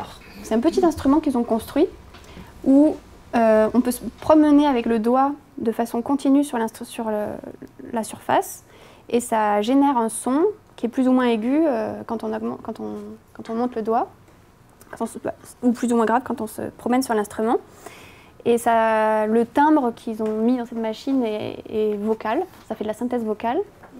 Et du coup, c'est assez semblable à ce que les cordes vocales peuvent produire grâce à la dimension continue de l'appareil. Et donc, ils ont demandé à des gens de répéter des notes à la voix ou sur le slider, de répéter la note sur le slider. Et là, ils ont trouvé plusieurs profils. Donc, il y a toutes sortes de gens. Donc, il y a les personnes qui sont juste à la voix et juste au slider. Il y a les personnes qui sont fausses au slider et à la voix. Et donc là, on peut penser que c'est leur perception qui n'est pas bonne. Et il y a des personnes qui étaient... Enfin, la grande majorité, en fait, était plus juste au slider qu'à la voix. Donc ça veut dire qu'il y a une difficulté de contrôle moteur que tout le monde a. Enfin c'est pas évident d'avoir une très bonne justesse avec des cordes vocales. Et il y a des gens pour qui le fossé se creusait vraiment. Donc au slider, ils étaient bien justes et à la voix, ils étaient bien faux. Et donc ça, clairement, ça pointe à une cause de motricité, enfin une cause de contrôle moteur vocal. Donc il y aurait une cause motrice chez un pourcentage des personnes qui chantent faux. Alors, les personnes qui sont juste au slider et pas à la voix, ils s'en rendent compte, ils le disent, ils le commentent. J'avoue que j'ai plus en tête. Est-ce que les auteurs rapportent... je peux vous donner les références de l'étude. Est-ce qu'il y avait des rapports qualitatifs dans cette étude? Quand ils s'entendent je crois pas que ça soit rapporté dans l'article. Hein. Ah, c'est Parce que c'est un article qui rapporte 5 expériences à la fois, avec toutes plein de conditions différentes, et je pense pas qu'il soit rentré dans le détail des retours des gens. Il y a aussi une thèse récente de Lionel Feugère, soutenue en 2013, sur la synthèse de voix chantée par tablette, dirigée par Christophe Alessandro. C'est le même principe Alors oui, c'est ça, c'est un synthétiseur sur tablette. D'accord. Avec un stylet. Continu aussi bon, on peut générer un son de façon continue. Ah bah oui, oui, tu dois suivre. Lui, il faisait même du suivi de mélodie. C'est pas que... Ce qui est rigolo, c'est que je pensais à ça aussi. Et tu as la même papier d'Alessandro qui montre que naturellement tout le monde arrive à copier. Donc il l'a fait pour la parole, il va copier une mélodie, enfin une prototype, tu vois, une phrase. Ah ouais. Donc ça, c'est des emprunts temporels un peu différents, parce que du coup, c'est plus rapide, c'est plus dur. C'est assez marrant de voir les résultats. Les gens arrivent à retracer un patron prosodique à la main? Oui. Ah ouais, moi j'aurais cru que c'était très... prosodique avec une efficacité. Ça vient de la tablette. C'est dans le jazz, c'est études chiromoniques. Ouais, c'est ça. D'accord. Mais Lionel Feuger, lui, il l'a fait pour la voix chantée. Voilà. D'accord, Et, je connais pas. Et je crois qu'il observe aussi ce genre de... Je me rappelle plus exactement de ses résultats, mais je crois qu'il observe aussi ce genre d'impact. D'accord. Dans la perception et puis dans la production. D'accord. Et donc la dernière cause de problème de justesse, c'est un problème de translation de la perception à l'action. Donc ça c'est en train d'éveiller l'intérêt de plusieurs équipes. Donc la perception fonctionnerait, le contrôle vocal fonctionnerait en lui-même aussi, mais il y a un problème pour passer de l'un à l'autre. Et ça se voit notamment chez les gens qui sont très aidés quand on leur a mis leur propre voix à imiter par rapport à un son instrumental. Donc il y a des gens pour qui c'est radical, s'ils ont un modèle humain par rapport à un instrument, ils sont très très très aidés, ou alors leur propre voix encore mieux. Et donc ces personnes-là, voilà, si on rapproche, donc elles auraient une boucle qui ne fonctionne pas bien, mais si on rapproche le timbre du modèle à reproduire, ça va faciliter le modèle inverse, faciliter les prédictions aussi des effets du programme moteur. Et donc on peut penser que voilà, c'est une défaillance du modèle inverse, donc de la translation de la perception à l'action, qui est à l'origine de leur problème. Et ça, en fait, ça serait la majorité des défauts de justesse qui viendraient de là. Donc avec une perception intacte, un contrôle moteur pas trop mal aussi, et un problème juste pour passer de l'un à l'autre, de la perception à l'action. Alors, oui, en fait, dans mon étude IRM, j'ai regardé ce qui se passait si on séparait ceux qui avaient chanté juste de ceux qui avaient chanté faux. Donc, j'ai pas fait d'analyse acoustique poussée, mais j'ai juste demandé à 2 musiciens de donner une note de justesse aux productions des gens. Et il y avait 5 personnes qui ont chanté assez faux, qui ont reçu une note inférieure à 5 sur 10. Et 10 qui étaient justes. Et donc, si on fait le contraste perception des mélodies vocales moins perception des mélodies non vocales chez les bons chanteurs, on retrouve l'air de la voix.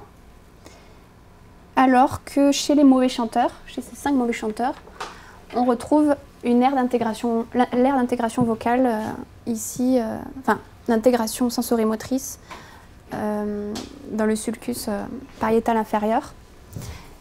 Et donc ça veut dire que la perception de la voix chez les mauvais chanteurs recrute plus, demande un travail supplémentaire d'intégration sensorimotrice que les bons chanteurs.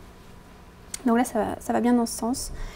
C'est la première fois qu'il y a des mauvais chanteurs dans une IRM, et ça fait pas beaucoup de monde, 5. Mais donc voilà, c'est intéressant, ça veut dire qu'il faut creuser. Juste une question. Ouais. Bons chanteurs, c'était des chanteurs... Bons chanteurs, c'était des non-musiciens. C'est tous des non-musiciens. Et c'est juste qu'ils chantent juste. Okay. Ouais, donc c'est un peu de musique. Non, c'est un abus de langage. Hein. Et mauvais, c'est pas qu'ils sont mauvais, ils ont reçu une note de moins de 5, de 5 sur 10. Alors, on a vu les causes sans déficit de perception, mais il existe aussi un pourcentage de la population qui a un déficit de perception. Et du coup, en général, chante faux. Et ce syndrome a reçu le nom de amusie congénitale. Donc c'est un désordre, c'est le mot anglais, c'est un problème avec la musique qui a été décrit de façon détaillée depuis une quinzaine d'années, qui se diagnostique avec une batterie qui est reconnue au niveau international, la MBEA, qui fonctionne surtout en demandant au sujet de comparer des séquences. Première séquence, délai, deuxième séquence, et on leur demande est-ce que les 2 séquences mélodiques étaient identiques ou différentes. Et puis la différence peut porter sur différents attributs, donc ça peut être une différence de contour, d'intervalle. Il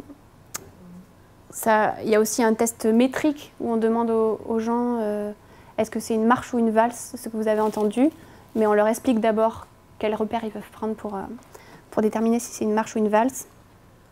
Et il y a un test de mémoire aussi. Voilà, donc il y a 6 sous-tests dans cette batterie.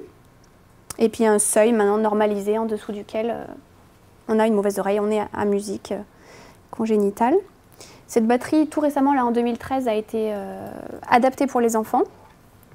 Donc c'est juste qu'il y a moins d'items et elle est moins longue, plus facile. Les mélodies sont moins longues. Et en général, pour diagnostiquer une amusie, on fait aussi un test de discrimination fréquentielle fine pour savoir voilà, le seuil de détection d'une différence fréquentielle. Ce qui a été trouvé dans mon équipe à Lyon, c'est qu'il y a des personnes qui sont amusiques tout en ayant un seuil de discrimination fréquentielle normal. Donc ce critère n'est pas toujours là, mais il peut y avoir de façon plus générale des problèmes de mémoire musicale qui font qu'on est amusique, bien qu'on puisse discriminer finement des fréquences. Donc les symptômes de l'amusie, en gros, une impossibilité ou difficulté à détecter une fausse note, à encoder une mélodie, à reconnaître un air même familier, parfois un déficit des émotions musicales. Donc là, en ce moment, dans mon équipe, on est en train de demander à des personnes d'indiquer quelle est l'émotion évoquée par une musique. Et on se rend compte, là les résultats vont dans le sens que tous les amusiques font des erreurs de catégorisation. Par contre, quand on leur demande quelle émotion, de chiffrer l'intensité de l'émotion qu'ils ont ressentie, donc il n'y a plus de catégorisation verbale, mais juste un ressenti, là il y en a qui ont des émotions qui décrivent comme étant tout à fait normales. Donc là il y a des choses... La catégorisation d'émotions ne marche pas bien, mais il y a certains amusiques qui disent qu'ils adorent la musique, qu'ils en écoutent énormément, que ça les rend tristes, heureux. Donc là, il y a des processus qui nous intéressent, les interactions entre le traitement cognitif et puis le ressenti émotionnel. Il y a une sorte de dissociation. Et sans problème en production et en perception de parole, c'est quand même... Alors, toute une série d'études qui disent que leur perception de la parole est normale. Et puis en fait, quand on pousse bien avec quand on sort du contexte naturel, qu'on pousse avec des protocoles de laboratoire super fins, par exemple, discriminer des syllabes dans une langue tonale, et bien là, ils sont chutés par rapport à des personnes... Est-ce qu'il y a eu des tests avec des accents aussi, discrimination des différents accents? Non, j'en connais pas. Mais on a un questionnaire dans lequel systématiquement on demande à tous nos sujets avez-vous du mal à reconnaître les accents? Et donc un de ces quatre, on va le traiter, on va regarder. Ouais. Cet handicap, est-ce que c'est un peu comme la dyslexie? C'est un peu dans exactement, ouais. Donc, en fait, c'est dans les gènes? Ouais. Ouais. C'est un pendant de la dyslexie pour la musique. Je ne sais pas si tu voulais dire quelque chose, Jocelyne. Je ne sais pas si c'est complètement prouvé. Que ce soit dans les jeunes. Il y a ça commence. Il y a quelques études qui disent qu'il y a...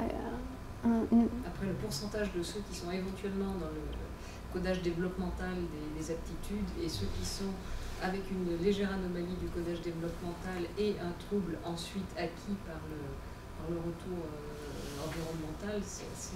Ouais, c'est subtil. Hein. Ouais. Subtil. Ouais. Non, là, c'est le tout début des études génétiques.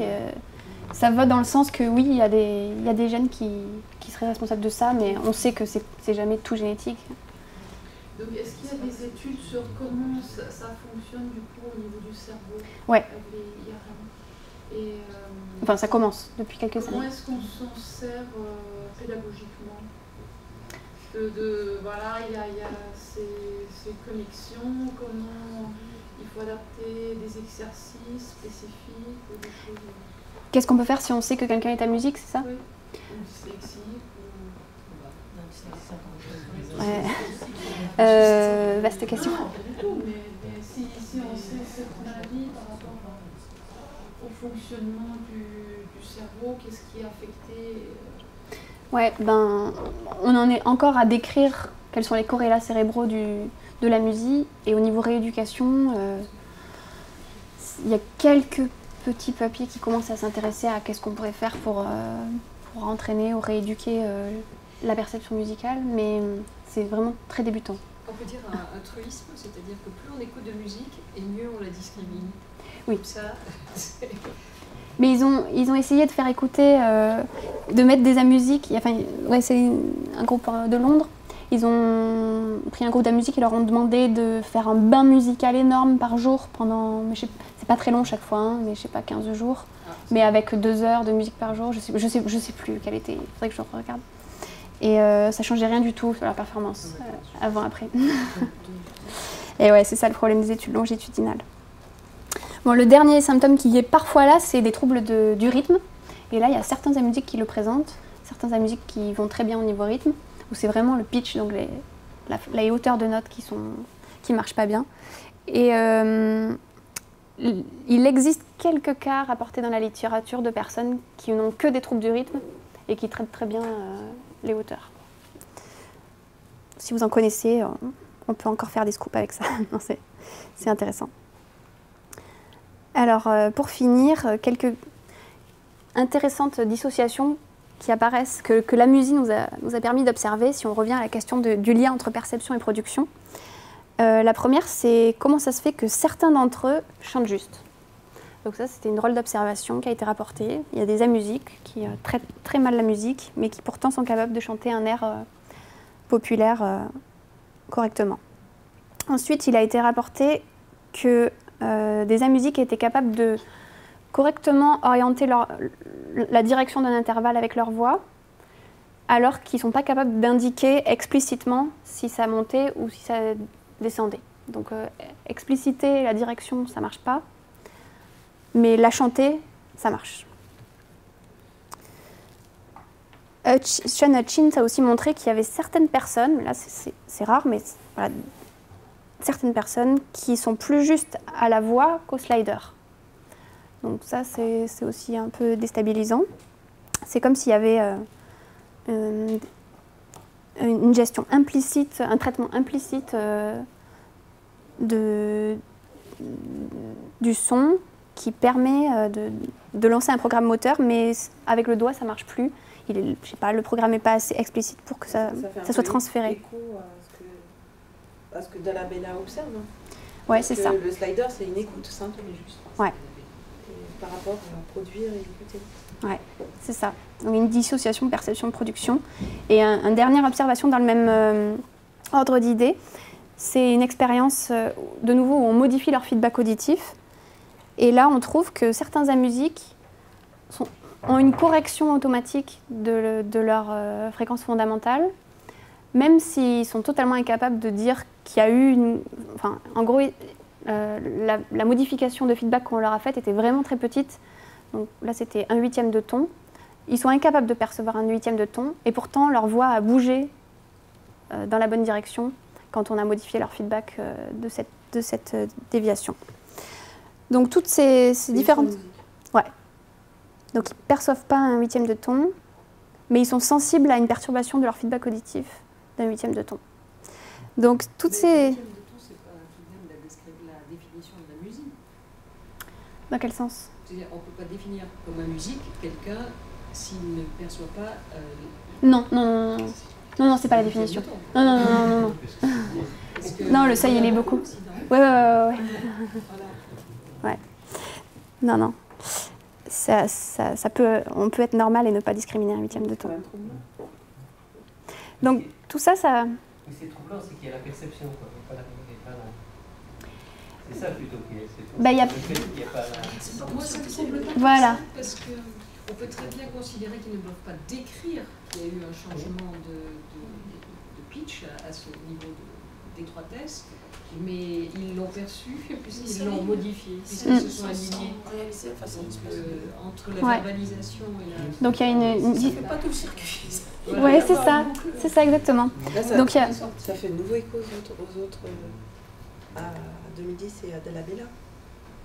Le fait que tu peux chanter juste, donc là on modifie leur chant, donc ils se remettent à chanter juste, sans qu'ils l'aient perçu. Oui. Cela dit... mais quelle observation de Dalabella tu penses?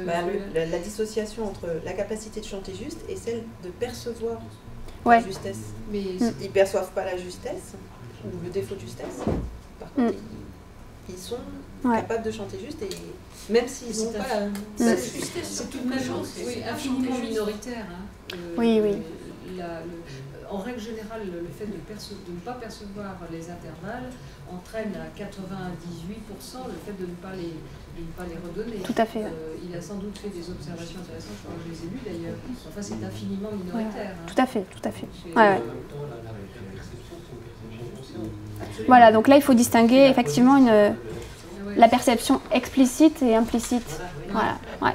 Donc ça, c'est une première remarque. Et puis, du coup, certaines de ces observations ont été interprétées dans le cadre de ce modèle à deux voix en disant il y a peut-être une voie de traitement qui va jusqu'à l'explicitation de ce qui a été perçu, et il y a aussi une voie de traitement qui marcherait mieux et qui serait la voie dorsale et qui connecterait avec des représentations motrices et qui permettrait de produire, donc, par exemple l'observation de Louis là, le son est traité pas suffisamment, pas par la voie ventrale, donc la voie ventrale marche pas bien, donc il y a pas, on peut pas extraire explicitement les caractéristiques du son, mais par contre la voie dorsale marche et donc il peut y avoir une imitation assez juste du son. Et du coup, là, donc ils sont en train de chanter, tu dépitches un peu. Qu'est-ce qu'ils font? Ils compensent du shift, ou est-ce qu'ils J'avoue, je me rappelle pas si. Ouais, je me rappelle pas. Je me rappelle juste qu'il y a il faudrait que je relise. Je sais qu'il y a une réaction, mais je me rappelle pas si elle est bien dosée ou pas. C'est une bonne question. Voilà. Je sais pas quelle heure il est. Ah, c'est bon. Donc voilà, les études en neuroimagerie que j'ai présentées ont été faites avec Daniel Eschen. Maintenant, je travaille sur la musique et les corrélats cognitifs et cérébraux de ce trouble avec Barbara Tillman et Anne Caclin. Puis il y a différentes équipes techniques qui ont participé à ces études. Et voilà, merci de votre attention.